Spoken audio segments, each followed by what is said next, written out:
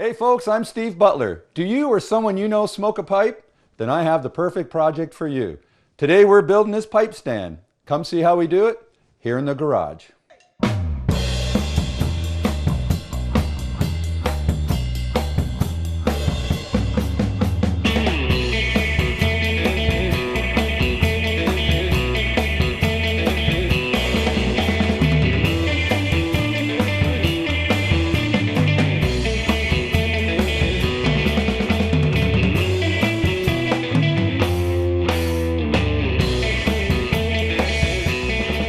All right, let's have a look at today's project.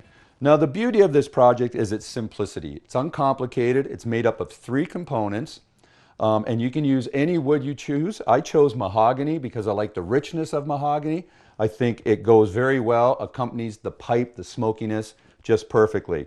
You can use off-the-shelf lumber if you don't have a joiner or planer. I had this wood left over from another project. So the components are our base, which is made up of 3/4 inch mahogany, our top, which is 1/2 inch mahogany, and then these 3 uprights or spindles, which will be turning on the lathe. Now, the cavities which hold our pipe are made up simply by using a Forstner bit. And then I also used a Forstner bit to create the rest that the pipes lean against. All right, the first thing we need to do is go cut our pieces to size. Yeah, I used mahogany because I had some mahogany. Getting back to what I said earlier, I like the richness of it. I thought it suited this project well. But you could use any material you want. You could use pine if you wanted. I tried to use wood that you can buy at any big box store, off-the-shelf wood, so it's accessible to people. If you have a joiner and planer, that's better. You can mill it down, but if not, you can get 3/4 inch thickness wood and 1/2 inch thickness wood at your local home center. So, I tried to gear the project to that dimension, but you can make this thicker or narrower your base, and the same for the top, whatever you want. All right, before we get started, you want to make sure you're wearing safety glasses and you have some hearing protection. Okay, another thing I want to mention is you want to make sure you have a good edge to go against the fence of the saw, or you're not going to get a square end. So the first thing I'm going to do is just trim a little bit off of each end to make sure it's 90 degrees.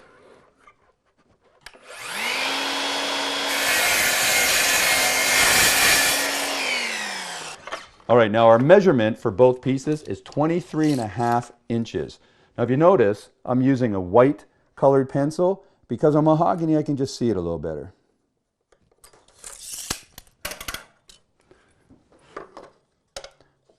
Well, make sure you use the square on that good edge, or again, it won't be 90 degrees.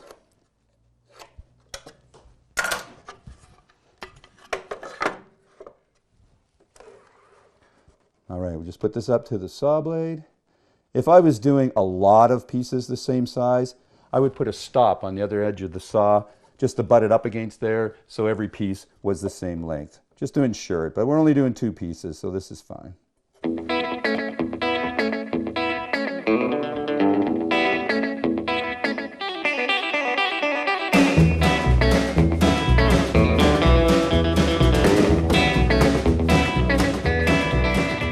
All right, that looks good. Let's get our base piece. Now sometimes you get lucky. This is a board left over from a previous project. I don't know if you can see that or not, but there's a little bit of shimmer to this board. That's called curl. And basically what that is tension in the wood, in the tree itself. And when you cut it down, it exposes this tension, and we get a really nice board out of that. Okay, so again, I want my good edge against the fence of the saw, and we're just going to trim a bit off the end again, and then take our measure from there.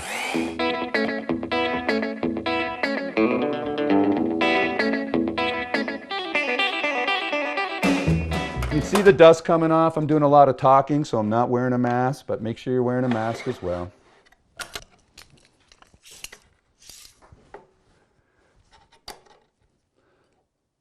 So again, we want 23.5 inches. Take my square against my good edge, draw my line, and we'll just cut off the excess.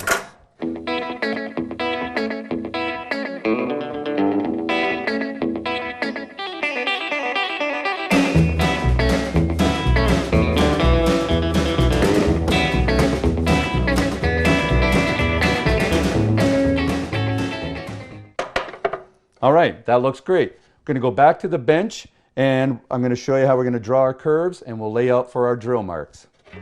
How this project came about? Well, a friend of mine approached me to build a project together. I asked him what he would like, and he said he wanted to build a pipe stand. He's a pipe smoker, he has a collection of pipes, and he wanted something to sit on his desk that would hold some of his favorite pipes. So he brought me this. This was our inspiration. This is a little pipe stand. It holds 3 pipes that he bought, but he wanted something a little larger. So through that inspiration came this one that holds 7 of his favorite pipes. This is where we got the curve from, was the inspiration from the smaller project. So I used mahogany as the wood here because I just really like the smokiness of it. I think it kind of blends well with this project. The richness of the wood is just perfect for it. I used an oil finish and then a coat of wax, and that's it. That's it. Once in a while you just have to buff it or reapply a coat of wax every 6 months if you want. But it's perfect. It works well. Okay, the next thing we need to do is to lay out where we're going to drill those cavities using our Forstner bit. So originally, like I said, now I have the templates, but originally, you know, it was just, I just did it by eye, tried to have equal spacing. I used a circle template. I have an 1.5 inch cavity for the bottom and a 7/8 cavity to create the rest for the pipes. So I'm just going to take, I want my good edge towards me, and I'm just going to take my template here. And first thing I'm going to do is draw this curve so I don't forget. And then with the center punch, I'm just going to punch through my template, which will be the center of the Forstner bits, and I'll know where to drill. Again, it was just trial and error as far as spacing went until I got a spacing I thought looked nice. And you know, these aren't butt up right next to each other, so if they're a little off or unequal, you're never going to see it. It's going to look balanced in the end result. All right, that's great. Now I'm just going to do the same thing for the top board rest. Just going to put this down, and even though it's cut out, I'm just going to make my center marks. If you have to, you can clamp the template down to hold it in place, or some 2-face tape works as well. Just going to use the center punch.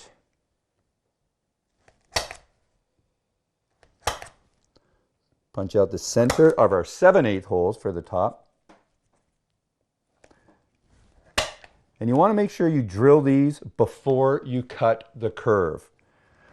Sometimes the Forstner bit will have difficulty following that straight hole and they'll want to wander off. All right. So,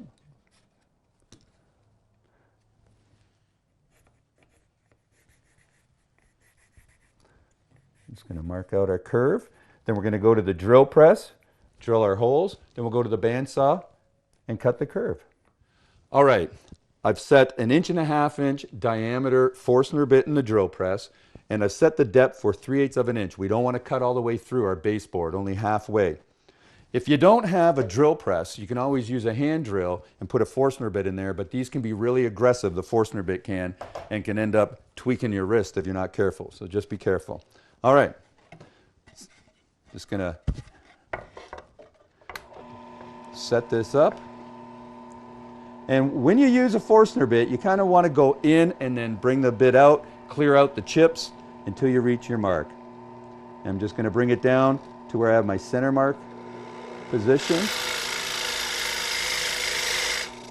Back it off.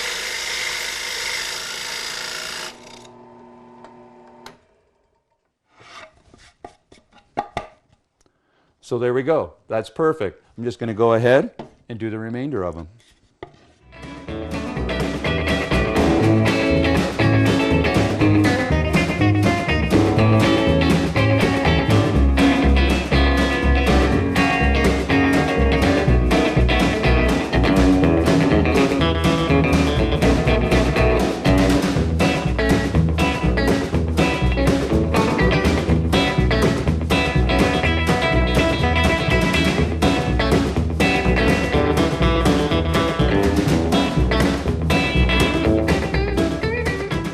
there we go. Now we're going to cut the holes in our top piece. We're going to switch out the bit and put a 7/8 inch bit in there. And then we'll go to the bandsaw and cut our curve. All right, I've switched out our Forstner bits. I'm backing up this board with a scrap piece of pine just because I'm drilling all the way through.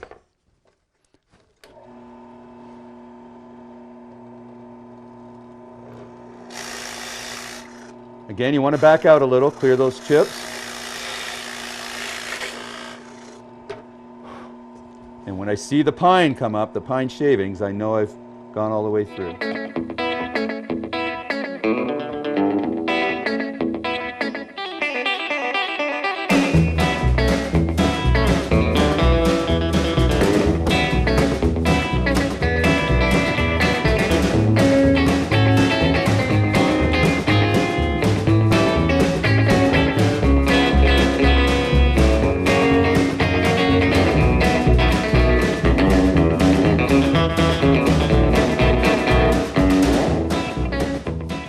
If you feel better doing it, you can clamp this board down to the drill press table.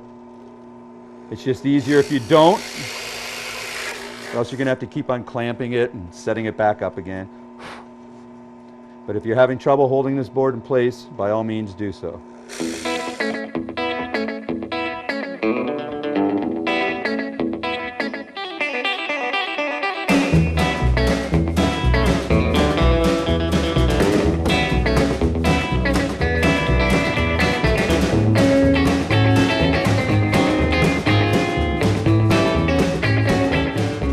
All right, that looks great. Now you can see when we cut our curve, that'll split the Forstner bit in two and we'll have our rest pieces. All right, now we're going to go to the bandsaw and cut out those curves. I used the Forstner bit to create the cavities just to make it a little easier. I like all my projects to never intimidate anyone. Woodworking should be accessible to everyone, no matter your skill level. So I used a Forstner bit just to create the cavities to hold the pipes. If you look on the original one, it has these routed, elongated grooves, for lack of better words. And we could have done that, but that looks a little intimidating. We could have made a template and used a router, or we even could have cut two Forstner holes with one overlapping the other, and then just clean them up a bit to create a larger hole. But it just seemed a lot of work, and I didn't want to intimidate anyone. All right, we're just going to go ahead and cut the curves on our top and bottom piece. You want to bring the bandsaw up to full speed before you start. And you also want to make sure you have a piece of sacrificial wood with you, so at the end you can just help push it through.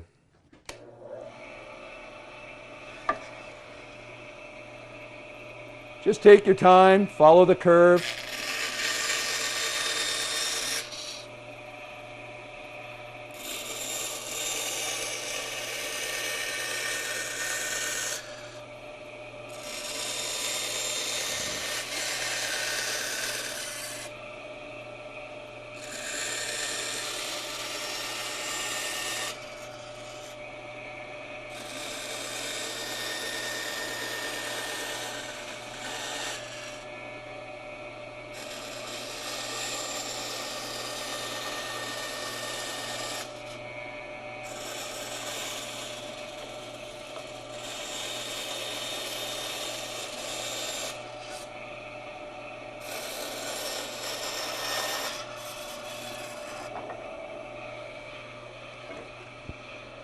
All right, that looks great. We're just going to go ahead and do it to our base piece.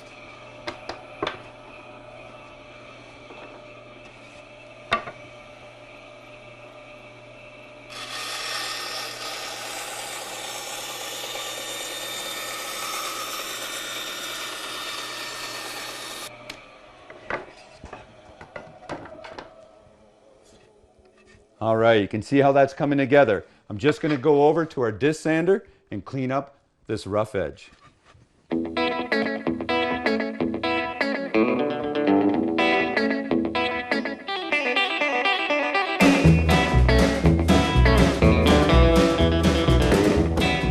Yeah, when I was working on the disc sander, it has a tendency to get gummed up. If you were sanding a lot of pine, the pitch sticks, you'd have to change out the sandpaper, or you have to clean it. When you do clean a sanding disc, you use a rubber block. This is called crepe rubber, and you put it up against the sandpaper and it cleans off the pitch or the gum of it. What I do, nobody likes to spend money. A lot of soles of shoes are made out of the same rubber. I'll go to a thrift store and I will buy a pair of shoes that have this rubber on the sole for like $1 really cheap. I cut off the rest of the shoe and then I use this. You can see where I've used it on the disc sander to clean it up. All right, the next thing we have to do is turn our 3 uprights, which will join our base and our top together. So I have my mahogany stock on my lathe, and let me show you what I did. We're using what's called a spur drive. That's put in our live center. So I went to the bandsaw and I created this V-block jig, and what that does, it allows me to go to the bandsaw and you can see where the saw curves meet the corners there. And I just went in about 1/8 of an inch, and what that does, it allows the teeth of the spur drive to connect and lock it in place. Another thing I did is, I took a block plane and I softened these corners. A lot of times when you start out with your roughing gouge, the corners get caught and you can take a big chip of the wood out. And you don't want to do that. You spend enough time preparing this. So I softened the corners with my block plane. I'm going to take my roughing gouge, I'm going to turn this until it's round, and then I'm going to lay out my, put my pencil marks on here and lay out the length of my spindle. When I first turn this on, because it's in the rough, you want to go a little slower. Once it is round, completely round, you can turn up the speed and work out the details.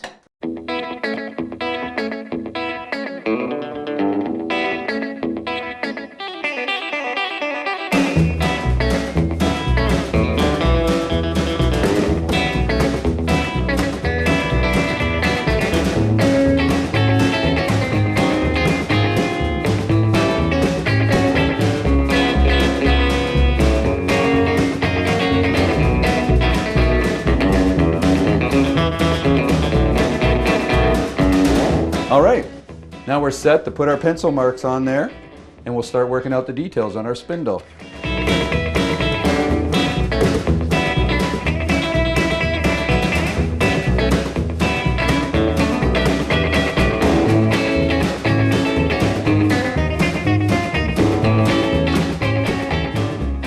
All right, I have my lines laid out.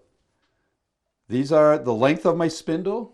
And then the 2 outside lines are the length of my dowel. We're going to be turning a 3/8 dowel to help attach the top and the base together.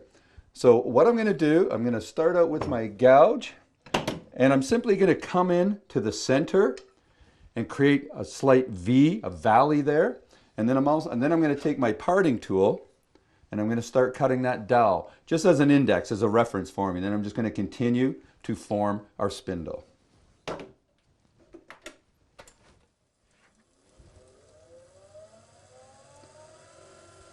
I'm going to turn up the speed a little more now that it's round.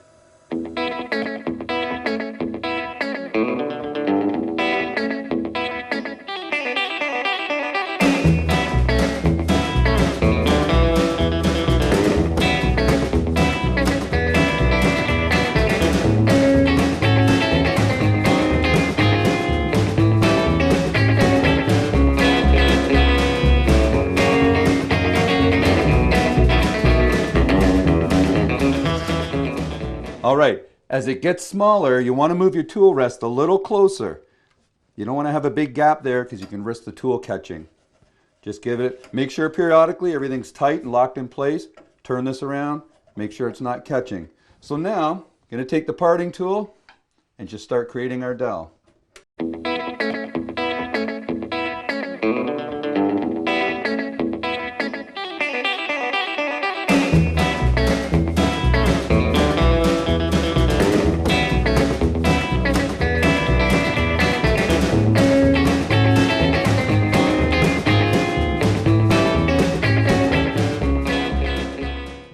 There we go, you can see how that's taken shape. So now I have my center, that V or valley started. I have my dowel pin started. I'm just going to work in between here and start creating the rest of our spindle. That looks great. I'm just going to take a little bit of sandpaper to this, sand it. I have the nice shape of the spindle I wanted. I'm going to cut the dowels off, and then I just have to do 2 more, and we're all set for assembly. When I was on the lathe, I was using a couple of calipers. This one's set at 3/4 of an inch and this one's set at 3/8. And what I would do is I would check periodically the thickness of my turning. And when I got to 3/4 of an inch, I knew I had my final thickness for the ends of the spindle. The center piece, I wanted about 1/2 inch, 3/8 of an inch, and I would use this to judge it, as well as the diameter of our dowel piece that goes into the top and the base is 3/8 of an inch, and I would use this to check it. Now, if you don't have calipers, you could simply use some wrenches. This is wrenches 3/4 of an inch, this is 3/8 of an inch, and the same thing, I would just check with the wrench. Once I got to that thick width, I knew I was at my thickness. All right, we have our holes drilled for our dowel pins. We're just going to go ahead and assemble this. Just going to put a little glue. You don't need a ton. You definitely want to make sure you have enough to have it cure properly, but too much, you just have more cleanup to do. Put a little on the pin, a little bit on the shoulder. I'm going to put this one in first, and then we'll come back and put glue on the other end. You want to tap this gently.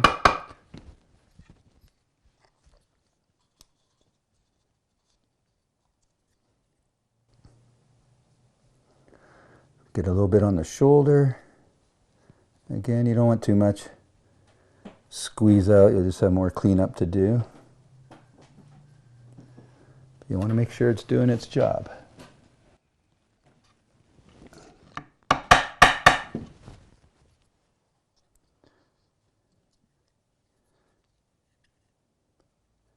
Now I'm just tapping that lightly with the mallet. If you really have to hit that with a heavy blow, then come back. Either there's some chip still in the hole, or the dowel pin is just slightly too large, and you can come back and adjust it.